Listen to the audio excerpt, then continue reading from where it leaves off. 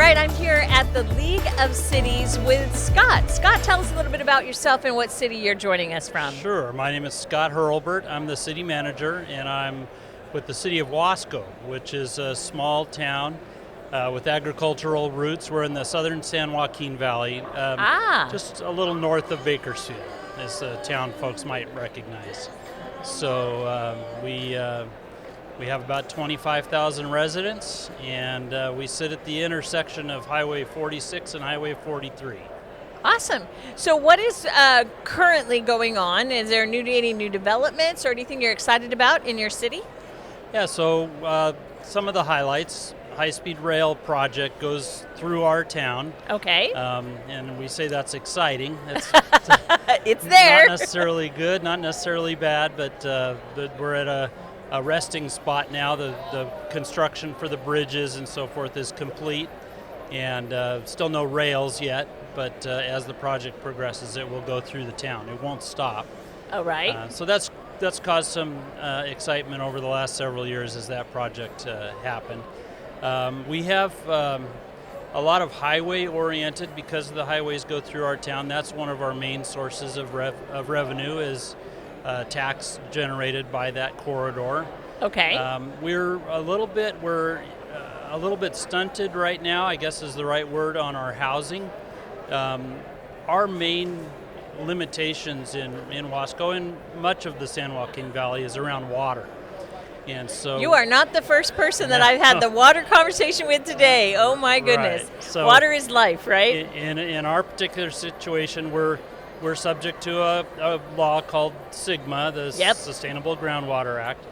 And we have a plan now. Fortunately, our county has passed muster with the state regulators, and we now can monitor ourselves. Good. Which is good, and we have a plan that I think is workable, but it's a long, long road to restore groundwater resources, especially when water deliveries from the state projects and federal projects don't meet the need.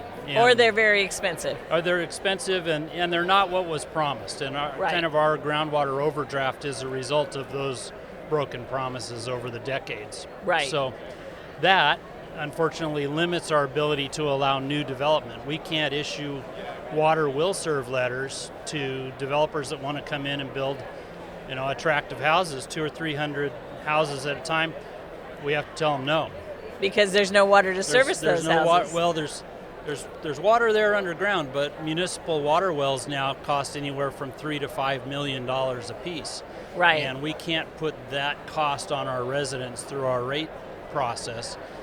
So it's a slow process to get new wells. Now we're working on some innovative ways to alleviate that, but it takes time. And we did receive some state funding to replace our 4 oldest water wells. Oh, that's good. Which is good. So within a year and a half, 2 years, all 4 of those will be replaced. And they'll be a little more stable, better water quality, and something to build on. And I know that that's a long process, so congratulations to you to get that pushed through, and that's awesome. Yeah, it was almost 4 years from our application to the final approval of that state funding. So the price of water wells doubled in that amount of time. In that period of time, which kind of points out some of our frustration with state processes where, if the project had been evaluated and approved in a timely manner, it would have been less expensive. Everybody would have spent half the money to get it done. So So we have that. We have a number of different projects going. We a year and a half ago opened our own police department. Oh, which congratulations. We've been contract city with the county sheriff for 44 years. Wow. And so having our own local police department is a big deal. How many officers do you have? 19 sworn and nice.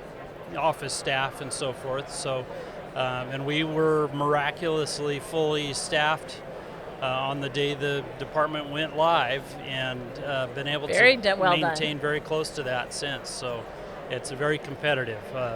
Well, it's very clear that public health and safety is high on your list. It is. And that really was a testimony to our council that they they're looking at the costs of the contract policing. They're looking at the pretty much everybody told us you're not going to be able to pull this off. Nobody has started a new police department in years. It's too expensive. It's too complicated. The rules and the tests that you have to meet to do it, it's not going to happen. And we were under budget and on time. Wow. With our, you don't hear that very often when it with our comes to that. startup. Congratulations, well done. Yeah, I've seen several smaller cities make that decision, and everybody seems very happy for it. Yes, our local crime stats have really shown the difference since we started up. So, that's awesome. Yeah. And what else is going on? Well, we're here at Cal Cities. I have 3 of my council members with me. Wonderful. And this is a great opportunity for us to see what's out there, visit with vendors like you to see what's available, and also to network with the connections that we have. And connections and relationships are everything. That is probably the most valuable aspect of conferences like this. And I've been in the business long enough that people I run into at this expo I've known for 20 years now. Either in one city or another, they might have moved, but yeah. There's still that relationship that you have, and that's the way things get done.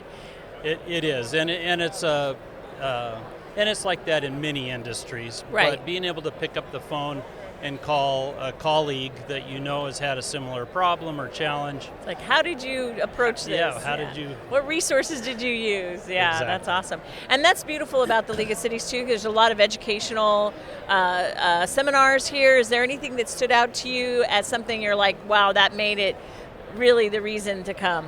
There have definitely been sessions like that over the years that I've been coming where really have an aha moment in a session.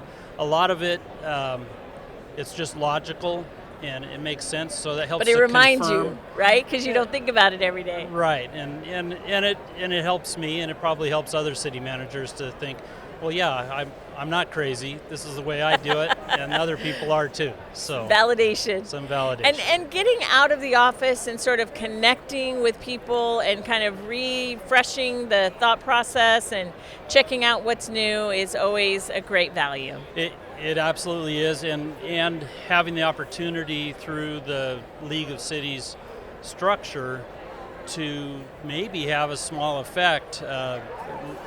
For several years, I sat on a committee that was looking at sales tax reform. Right. And having a voice in that process with other city managers to come out with some guidance that hopefully some legislators will look at and take into account when those things happen. That's a great benefit to small towns that wouldn't have the ability to lobby.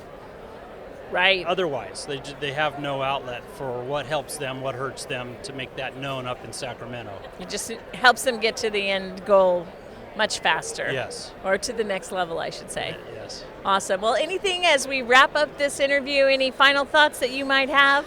No, I'm really proud and happy to be serving with the City of Wasco. Really enjoy my time there. Really appreciate the leadership of our council, and I probably would be remiss. I think we've got a big rivalry football game coming up soon, and so I have to say, go Tigers.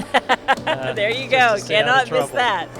So. Football's big in that part of town. Yes, it is. Yes, it is. Awesome. Well, thank you for joining us today. We really appreciate it, and we look forward to seeing all these great things come to life in your city. All right. Thank you for the time.